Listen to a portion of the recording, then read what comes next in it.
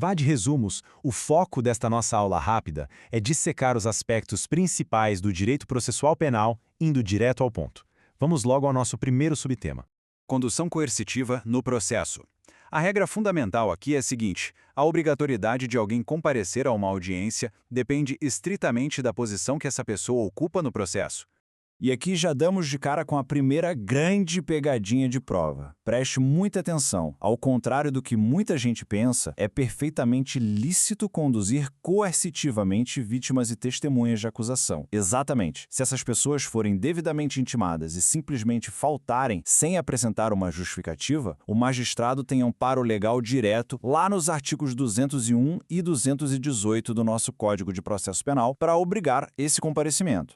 Mas olha só como o jogo vira quando falamos do investigado ou do réu. O Supremo Tribunal Federal, no julgamento das ADPFs 395 e 444, bateu o martelo. O artigo 260 do CPP não foi recepcionado pela Constituição Federal de 88. O que isso significa na prática? Que a condução coercitiva do acusado para fins de interrogatório é absolutamente inconstitucional. É uma violação direta do direito à autodefesa. Fixar essa diferença exata de tratamento é crucial, pois as bancas adoram cobrar isso.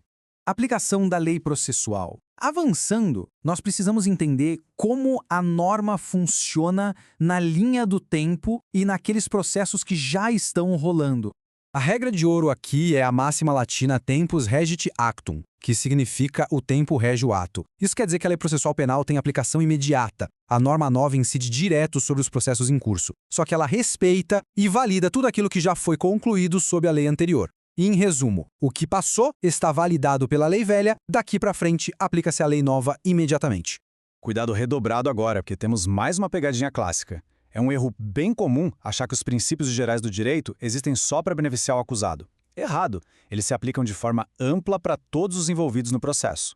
Outro ponto importante. O Código de Processo Penal não tem uma primazia absoluta. As leis especiais prevalecem sobre ele dentro das suas áreas específicas.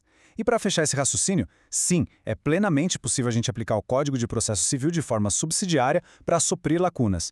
Claro, desde que os regimes processuais sejam compatíveis.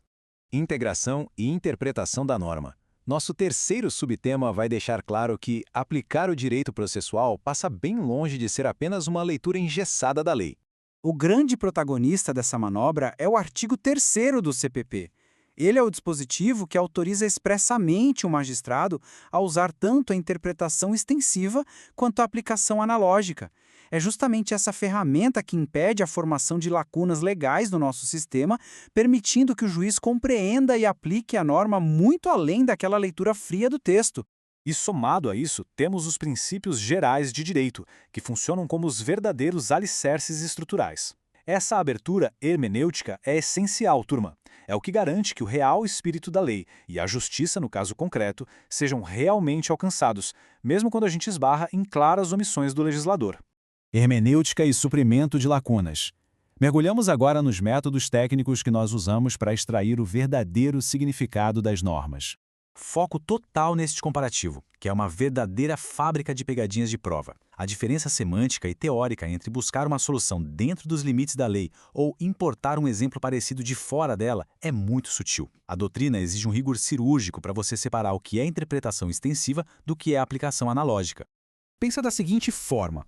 Na interpretação extensiva, a gente apenas amplia o alcance das palavras da lei, o intérprete está dando aquela esticadinha no sentido do texto que já existe ali, só para que a norma cumpra a sua finalidade real e abrace exatamente aquilo que o legislador intencionava lá no início. Ou seja, a resposta ainda está dentro dos contornos da própria lei. Por outro lado, a aplicação analógica é um autêntico processo de integração. Aqui, o buraco é mais embaixo.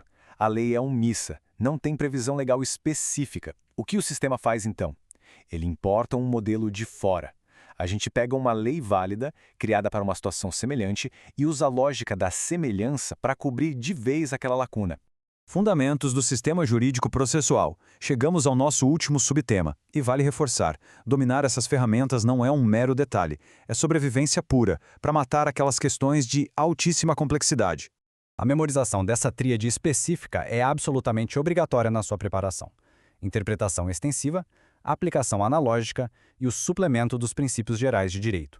Ter esse tripé em mente demonstra perfeitamente como o magistrado é libertado por lei daquelas interpretações puramente restritivas e literais que só engessariam a nossa prestação da justiça. Usando essas ferramentas, o processo penal entra em total sintonia com os fundamentos de todo o sistema jurídico. Fica claro que buscar a verdadeira finalidade da norma e usar leis similares para casos em branco não são jeitinhos. São práticas ativamente incentivadas pela legislação para que a gente consiga uma aplicação coerente e justa do direito. E para fechar a nossa aula, deixe um questionamento provocativo e bem objetivo para o seu raciocínio. Se a lei permanecer inteiramente silente, como o sistema garantirá uma aplicação justa da norma processual sem violar a nossa tríade fundamental? Ponderar sobre os limites definitivos da hermenêutica e do preenchimento de lacunas é um passo indispensável para o seu aprofundamento contínuo nos estudos jurídicos.